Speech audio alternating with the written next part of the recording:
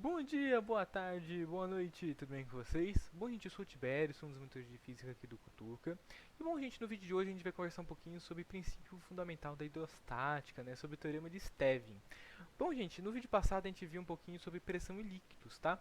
Então, caso você ainda não tenha conferido a última aula, eu recomendo que você dê uma passadinha lá, só pra gente conseguir usar algumas definições que a gente usou na aula passada, tá? Que eu vou usar aqui hoje na nossa Pocket Aula, beleza? Vamos lá? Então, gente, para a gente começar aqui a falar um pouquinho sobre o teorema de Stevin, né, sobre o princípio fundamental da hidrostática, primeiro a gente precisa desenhar uma situação para que a gente consiga visualizar um pouco melhor. Então, a gente vai ter aqui, gente, um recipiente. Esse recipiente vai possuir um certo líquido dentro.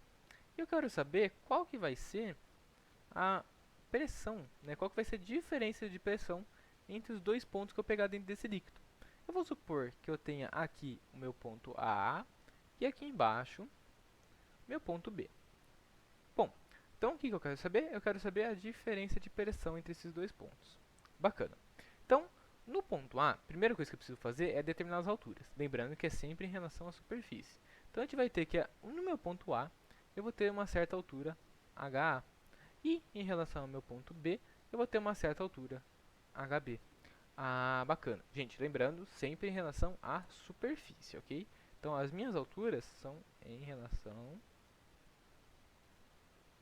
à superfície. Ok? Perfeito. Então vamos lá. Se o meu HB, se o meu ponto B está mais no fundo, significa que ele possui mais pressão, tá? Porque tem mais coisas em cima dele, né? Tem mais líquido em cima dele. Então o que eu vou pensar? Eu vou escrever que pressão no ponto B menos pressão no ponto A vai ser a densidade do líquido vezes a altura do ponto B vezes a minha gravidade menos a densidade do líquido vezes a minha altura A vezes a minha gravidade, certo? Que a gente deduziu essa expressão, né, de densidade vezes gravidade vezes altura na nossa última pocket aula. Então, o que agora eu vou escrever? Eu vou escrever que a variação de pressão do ponto BA vai ser o quê? Vai ser a densidade do meu líquido vezes a minha gravidade vezes a minha altura do ponto B menos a altura do meu ponto A. Então, eu vou ter que a variação de pressão do ponto B para o ponto A vai ser densidade do meu líquido vezes a minha gravidade vezes a variação da minha altura.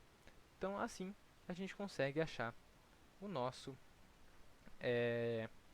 a nossa expressão, né, o nosso teorema de Stevin. Né? O Stevin fala que para uma variação de altura, né, para que uma variação de altura tem também a minha variação da minha pressão entre dois pontos.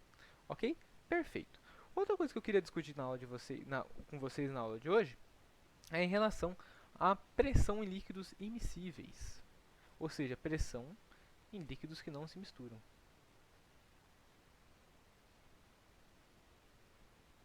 Em líquidos que não se misturam. Perfeito. Então, vamos lá, gente. Então, a gente vai ter um recipiente novamente. Esse recipiente ele vai possuir alguns líquidos aqui dentro que a gente vai definir agora. Então, a gente tem aqui um recipiente. Eu vou possuir o meu líquido A. Eu vou possuir o meu líquido B, meu líquido palmeirense aqui. E eu também vou ter o meu líquido C. Beleza. Defini os meus líquidos. Agora eu preciso definir as minhas alturas. Então, a minha altura do C vai ser essa altura aqui, HC. A minha altura do B vai ser essa aqui, HB. E a minha altura do A vai ser essa aqui, HA. Então, eu quero saber qual que vai ser a pressão no meu fundo do meu recipiente. Deixa eu só pegar uma cor aqui só para a gente destacar. Então, eu quero saber qual que vai ser a pressão aqui, ó, no rosa, aqui no fundo do meu recipiente. Então, qual que vai ser a pressão aqui? Então, vamos lá. O que a gente tem? A gente tem que a pressão no fundo vai ser igual à somatória de todas as pressões do meu recipiente. Então, o que eu vou ter? Então, eu vou ter que a pressão no fundo vai ser a pressão do ponto A mais a pressão do meu líquido B mais a pressão do meu líquido C. A somatória de todas essas pressões a gente vai ter no fundo. Agora, um detalhe. Se eu tiver o meu recipiente aberto, eu vou ter mais uma pressão nessa conta aqui. Qual que vai ser essa pressão? Vai ser a pressão atmosférica. Agora, se ele estiver fechado, pode acontecer duas coisas se ele estiver fechado. Ele pode encostar, o líquido, né, ele pode encostar aqui na tampa, ou ele não pode encostar. Se ele encosta, eu também possuo pressão atmosférica. Agora, se eu não encosto, a gente não vai ter, na verdade, pressão atmosférica. Então, não possui ATM. Então, a gente tem que tomar muito cuidado, gente, quando a gente está fazendo exercícios de pressão de líquidos que não se misturam, ok? Tem que prestar muita atenção no enunciado, no desenho que ele está apresentando para a gente. Beleza? Bom, a nossa aulinha vai ficando por aqui. Espero que vocês tenham gostado. Qualquer dúvida, procurem a gente lá na monitoria. Os horários estão no site, no nosso servidor Discord ou também lá no mural. Beleza? Muito obrigado aí pela sua audiência. Tenham todos aí um ótimo estudo. Até mais, gente. Tchau, tchau.